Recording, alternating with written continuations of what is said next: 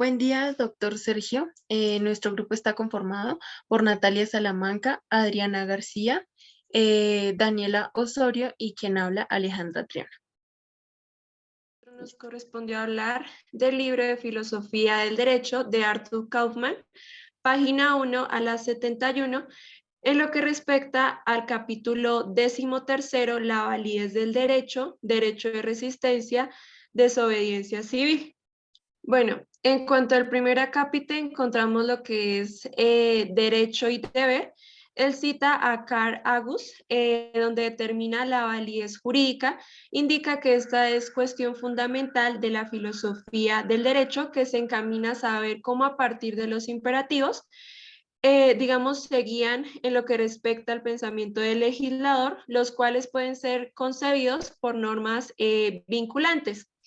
¿La puedes pasar? En lo que respecta, acá digamos el autor nos dice que lo importante es precisamente ese carácter de obligatoriedad de la norma, por lo cual nos habla en distintos grados de vigencia, por ejemplo, la efectividad fáctica, reconocimiento, aceptación, consenso, vinculatoriedad, legitimidad, obligatoriedad. Por ello es posible diferenciar entre lo que es la corrección y la validez. Pásala, por favor. En un segundo acápite habla de la autonomía y de la heteronomía. La autonomía partiendo de esa autolegislación, es decir, se remite a la frase, el hombre tiene una naturaleza autónoma. Es decir, que él mismo crea esas normas por las cuales él mismo se rige, ¿sí? Por eso es su propio legislador. También de esto se basa el pensamiento del filósofo Jean-Paul Sartre, donde dice que ocurre la idea de autonomía en ese sentido, ya que el ser en sí mismo se concibe en cuanto a esencia del yo, es decir, el hombre es Dios en sí mismo y por tanto es su propio legislador. Seguidamente, pues se acude a lo que es el pensamiento de Emmanuel Kant, el padre de la autonomía en la ética, que considera que esa autonomía va a partir de la voluntad, que como tal se debe someter o debe estar sujeta a la ley. En este sentido, comprende que, bueno, Kant la conciencia como un órgano de la razón práctica y por ende de la autonomía. Pásala, por favor. Bueno, en cuanto a lo que es la conciencia, un órgano del juicio individual, subjetivo o general, objetivo. Acá parte del pensamiento del filósofo Hegel en el sentido de esa conciencia objetiva, en el entendido que él pretende construir, digamos, partiendo de la configuración del Estado, teniendo en cuenta tanto esa vinculación objetiva como la libertad subjetiva, de lo que es la generalidad y la particularidad. Y el punto neurálgico acá es el papel de esa conciencia individual, partiendo de que tenga un contenido de lo que en sí mismo es bueno. Pásala, por favor. En cuanto a lo que es el reconocimiento y consenso, va a partir del concepto de reconocimiento que nos dice que es ese criterio decisivo para la validez de un orden normativo, máxime del orden jurídico, ¿sí? Asimismo, nos dice que se concibe ese reconocimiento, según Hegel, en tanto un tener que reconocer lógico necesario. Por otro lado, pues el autor de este libro se remite a las nuevas teorías de reconocimiento y consenso, argumentando sobre la base de formalizar ese proceso de reconocimiento en una funcionalización respectiva. Otro camino que, digamos, recorren estas teorías de consenso es en sentido estricto, donde existen dos versiones. Por un lado, el modelo de contrato y por otro, el modelo del discurso. El modelo de contrato, pues, se basa en el pensamiento de Rousseau en cuanto al contrato social y el modelo de discurso nos dice que es de carácter comunicativo. ¿La puedes pasar, por favor? Bueno, en cuanto a la capite de la posibilidad de aplicación de la analogía del derecho a la persona y a la conciencia. Acá, digamos, el autor va a partir de una pregunta-problema que nos dice qué es lo que hace que una norma de derecho o todo un orden jurídico se muestren con capacidad de consenso en el sentido de tener pretensión justificada para ser reconocidos. Pues acá el autor responde lo siguiente, nos dice que sin duda esto se debe basar digamos, de un sentido formal en las normas, pero asimismo más que todo en su contenido, y en un tercer lugar se debe basar en un discurso real. Es decir, que para que exista ese discurso real va a partir de unos resultados y soluciones que tengan un carácter argumentativo. Pásala, porfis. Bueno, en cuanto a lo que es el derecho a la resistencia, pues el autor nos dice que el problema del derecho a la resistencia tiene una relación muy estrecha con el problema de la validez del derecho, ya que frente a al derecho válido no es posible realizar la resistencia. El primer ejemplo que nos pone es en cuanto al positivismo. Nos dice que ese positivismo como derecho no es posible aplicar el derecho de resistencia.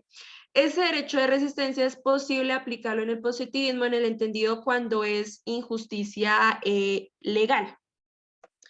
Nos dice, por otro lado, que el derecho a la resistencia no solo se va a dirigir como tal contra la autoridad o contra las leyes, sino que asimismo se dirige contra un grupo de individuos o contra el individuo cuando se ve amenazada en sí la constitución política. Bueno, por otro lado, ese derecho a la resistencia sirve al apoyo de la fuerza estatal, por ejemplo, cuando ésta es muy débil para mantener el orden. Pásala, por favor.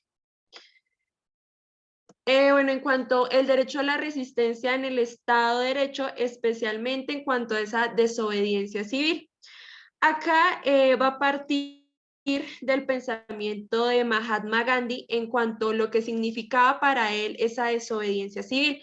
Él nos dice, indicaba que debe realizarse uno, sin violencia, y segundo, que el castigo previsto para ella tiene que ser aceptado de alguna manera u otra. Asimismo, se remite como tal el autor al pensamiento de John Rawls, donde analiza de la siguiente manera. El problema de esa desobediencia civil se origina en un Estado democrático más o menos justo a favor de los ciudadanos que reconocen la Constitución, pero en sí el problema consiste en un conflicto de deberes, ya que pues la desobediencia civil es algo que vulnera o bien el derecho o bien la ley. Pásala.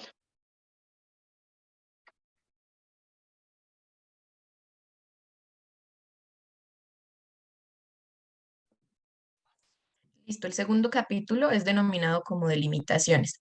Es la diferenciación que se hace entre moral y ética, y pues ahí se menciona que se usan con frecuencia como sinónimos. Sin embargo, pues no es posible definir la moral, pero sí determinarla por medio de una comparación.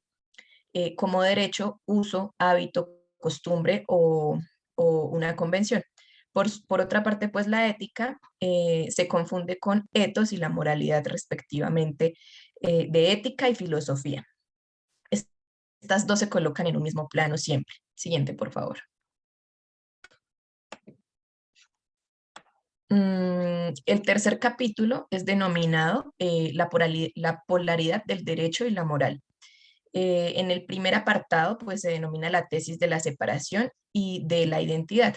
Acá entran tres autores, Kant, Thomas y Fichte, en donde pues todos los tres llegan a la conclusión de que la moral y el derecho son distintos sin duda alguna, pero que en algunos aspectos no se encuentran como divorciados entre sí, siempre van como ligados el uno del otro.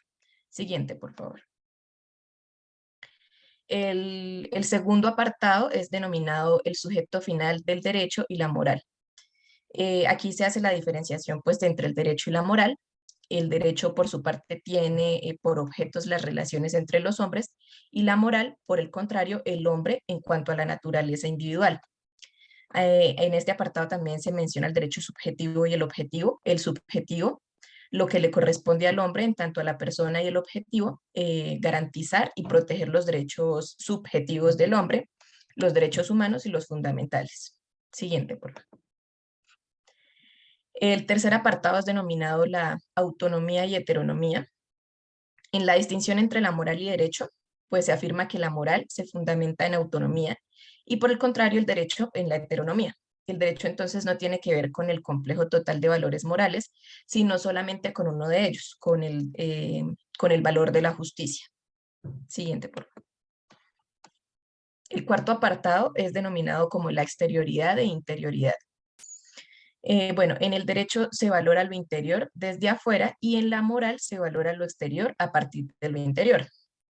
Con respecto a la moral es importante la conducta externa y con respecto al derecho es importante la conducta interna. Siguiente, por favor. El segundo apartado es denominado la legalidad y la moralidad.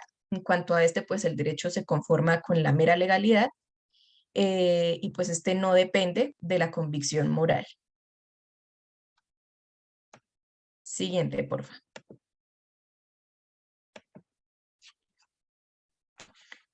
Bueno, el siguiente capítulo es denominado la relación respecto a las reglas afines del comportamiento social y el primer apartado nos menciona sobre las reglas sociales. Bueno, aquí la diferenciación entre moral y derecho se muestra de todo como algo muy complejo de las reglas sociales, como la regulación de la acción social ligada a las normas y los valores, que va más allá de usos y hábitos. Por convencionalismo se pretende entender el caso en que sobre determinada conducta opera un efecto, pero no mediante coerción física o psíquica. Este se distingue del derecho consuetudinario, de la costumbre, que tiene a su disposición un aparato de coacción, mientras que el convencionalismo, en este pues hay falta de aparato de coacción, más no de la obligación. Siguiente, por favor. Con respecto al convencionalismo, pues mientras que pues las reglas sociales se adhieren a la invulnerabilidad, el convencionalismo se relaciona más con las reglas de la, de la decencia externa, que ofrecen más un amplio de acción. Si la costumbre es asunto de la comunidad, el convencionalismo lo es más de la sociedad. Entonces, pues la costumbre obra ligando, mientras que pues el convencionalismo lo que hace es separar. Lo importante del convencionalismo es que uno siempre sabe que pues qué es lo conveniente. En la moral y el derecho, la falta de conciencia opera eliminando el quebrantamiento de una norma. Siguiente, por favor. Y frente a los usos y las costumbres, los usos se distinguen de las reglas sociales, lo que transforma el uso o la costumbre en un derecho consuetudinario. No es la coercibilidad, sino el contenido ético-social de la regla, su orientación hacia el bien común. Las meras reglas sociales pueden ser diferentes moralmente, en cambio, pues el derecho tiene siempre una prevalencia moral. En cuanto a una norma jurídica que no sirve a ningún valor, esta misma norma carecería entonces de un sentido. Pero esto no quiere decir necesariamente que solo puedan ser protegidos jurídicamente valores humanos. También pueden ser protegidos, por ejemplo, la naturaleza. Con esto, pues, quiero decir los animales que pueden tener derechos. Listo. Ahora, ahondando dentro del último apartado de este capítulo, nos habla sobre la contradicción entre los valores entre derecho y moral. Entonces, las contradicciones entre derecho y moral producen inseguridad. Las contradicciones se tratan principalmente cuando la moral permite algo que prohíbe el derecho, por ejemplo, los delincuentes por resistencia, o cuando la moral niega algo que el derecho autoriza, por ejemplo, el aborto. Si se concibe el derecho y la moral como una unidad, entonces no se puede ignorar contradicciones y para esto el autor nos genera ciertos ejemplos.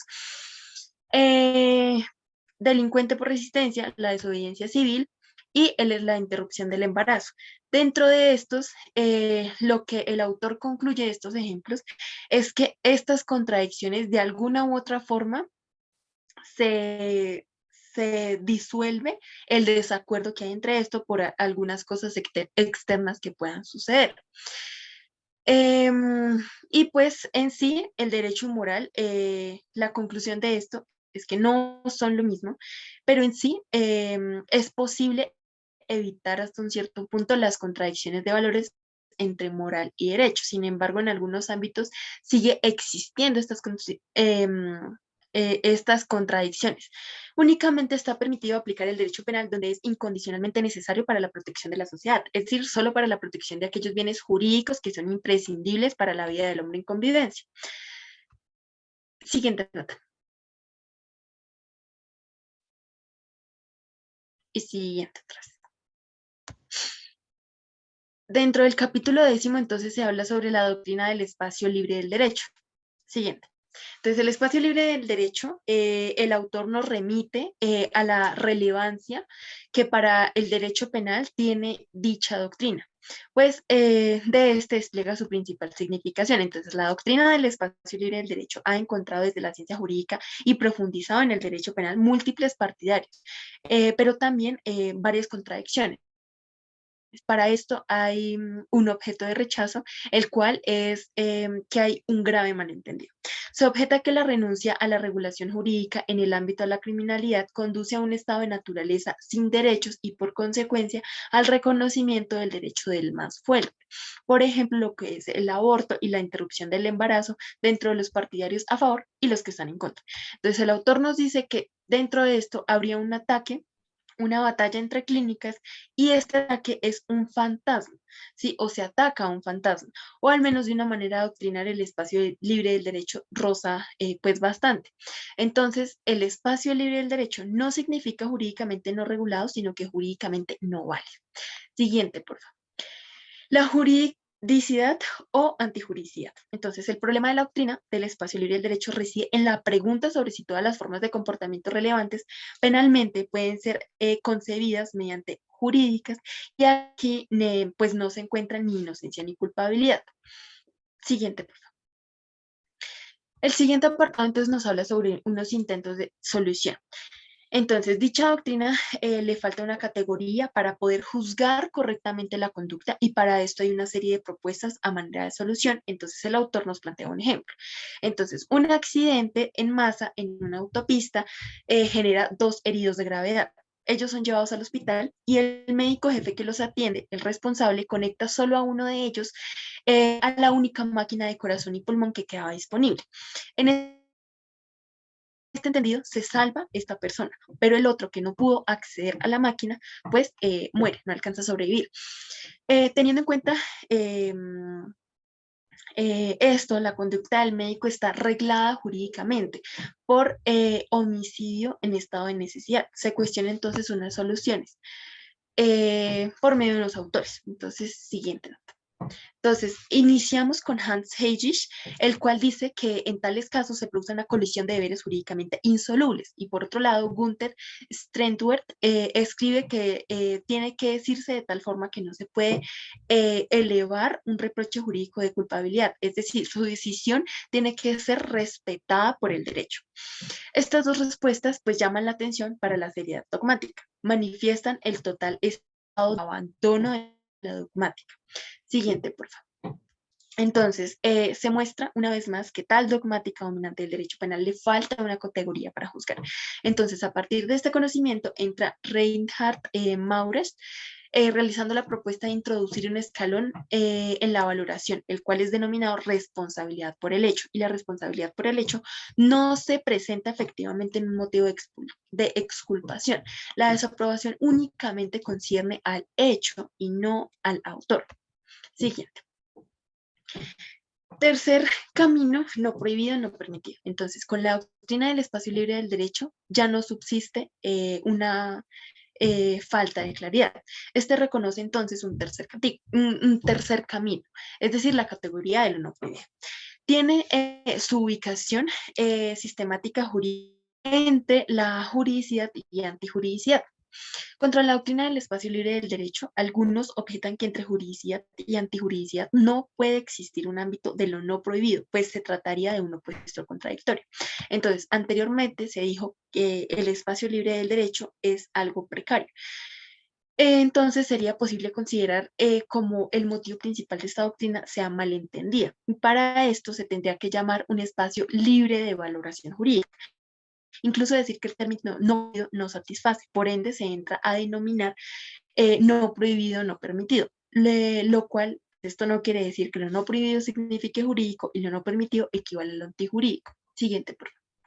Para esto nos acercamos a Lothar Phillips, diciendo que el espacio libre del derecho constituye el ámbito normativo de lo no prohibido para lo que no es posible impedir una autorización. Phillips se emprende con el intento de resolver este problema de la esfera del libre libre del derecho por medio del cálculo lógico intuicionista. La doctrina del espacio libre del derecho entonces es propia de un orden jurídico libre que en castigos en trágicos de necesidad y conflicto prescinde la valoración. Por otro lado, Wilhelm Gallas muestra que las acciones de participación en el suicidio pueden juzgarse de manera satisfactoria si el suicidio no se trata ni como antijurídico ni como jurídico, sino en tanto no prohibido, no permitido. Siguiente, por favor. Dentro de las consecuencias se encuentra pues, que la ley garantiza la libertad en materia punitiva tan solo dentro de determinados marcos. No se dice si algo es correcto o es incorrecto. Por ejemplo, lo que es el aborto, pues recae en decidir uno mismo si está de acuerdo respecto de su condición religiosa o su representación moral. La ley tolera su decisión, sea cual sea. Las amenazas penales, las cuales no son poco apropiadas para configurar la consecuencia, básicamente no funcionan. Porque los estados que dificultan el ingreso al aborto, las mujeres deciden seguir con este proceso, ¿sí? No hay mayor remordimiento. Lo más seguro es que las personas o las mujeres que quieren interrumpir el embarazo se vayan a otro estado que sí lo permite. Siguiente, por favor.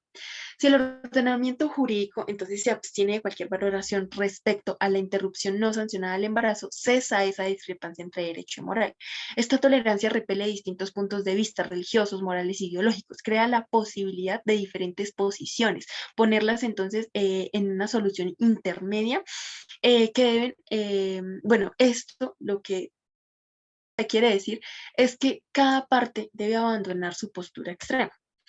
El modelo no prohibido, no permitido, no coincide con la doctrina de la Iglesia Católica, porque la Iglesia pretende una prohibición muchísimo más amplia. Con tal modelo, a diferencia de lo que sucede en la juridicidad, se evita una contradicción manifiesta en el concepto de la Iglesia. De otra parte, pues los libres pensadores, es decir, los que están a favor de la interrupción del embarazo. Tampoco tiene para resignarse mucho, pues si bien no puede ponerse su solución jurídica, los casos más complicados no habrán de ser tildados como antijurídicos. Siguiente. Para la realización del modelo no prohibido, no permitido, se requiere tan solo un pequeño detalle, la tolerancia. Siempre y ante todo la tolerancia en caso hacia la mujer embarazada, a lo que no se le puede tildar por decir de manera distinta a lo que creen otros. Pero también es necesario tolerar frente al niño concebido y no nacido el derecho que tiene a la vida. Finalmente, se debe ejercer tolerancia frente a los enemigos del aborto, así como a sus partidarios. En algunas sociedades la tolerancia representa uno de los más importantes principios éticos que siempre deben usarse en la estrecha relación con el principio de responsabilidad. Dice el autor, tolerancia requiere el ciudadano mayor de edad que sabe decidir en libertad y responsablemente. Se dice que el ciudadano mayor de edad, el cristiano mayor de edad, es tan solo una utopía y que ello, la doctrina del espacio libre del derecho representa una utopía. La cuestión es si esta utopía pues es abstracta o concreta. Siguiente, por favor. Y en conclusión de este capítulo, pues se dice que la filosofía del derecho puede contribuir en gran medida a la superación de tales problemas jurídicos siempre y cuando no se practiquen sin contenidos que pues verdaderamente valgan para la decisión. En esta materia es muy apropiado para el ejercicio del pensamiento filosófico y principalmente el examen minucioso de la doctrina de la esfera libre del derecho puede aportar algunas luces a otros ámbitos como lo es la libertad, la democracia, el relativismo, pluralismo, la responsabilidad propia y la tolerancia.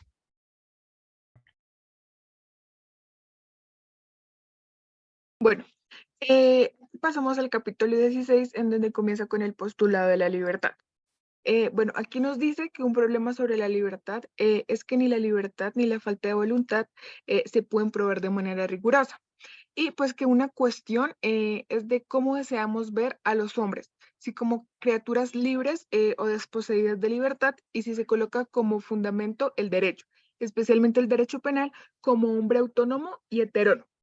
Es por esto el autor realiza como la siguiente pregunta, que dice que si el hombre en derecho se postula libre. Entonces, pues aquí nos explica que existen sin duda motivos razonables que justifican tanto la libertad como la no libertad del hombre, como la distinción libre o no libre, que no estamos frente a una contradicción, sino en presencia de una disyunción que permite a un tercero a un punto medio, como un intermedio. Y que pues tanto las ciencias de la naturaleza como de la filosofía pueden percibir las cosas de manera distinta. Y que pues lo mismo pasa con la ley, que se puede interpretar de varias maneras, que no existe como un único concepto o una única interpretación, y que pues los únicos conceptos únicamente unívocos son los conceptos numéricos, ya que no cabe la interpretación. Aquí nos da como dos conceptos de libertad que dice que será la que será garantizada mediante derechos humanos y libertades fundamentales, y que pues la libertad constituye la autonomía de la razón pura práctica. Bueno, como que otro apartado de este capítulo es como libertad en tanto idea trascendental. Aquí nos nombra Kant, en donde dice que Kant no entiende la libertad en forma indeterminada, ya que sería voluntad meramente negativa y carente de motivación. La libertad solo puede existir bajo la ley y que ella no existiría sin mandato. Por lo tanto, la libertad serían opciones discrecionales. Pero pues aquí el autor nos dice que la libertad no aumenta cuando existen más opciones.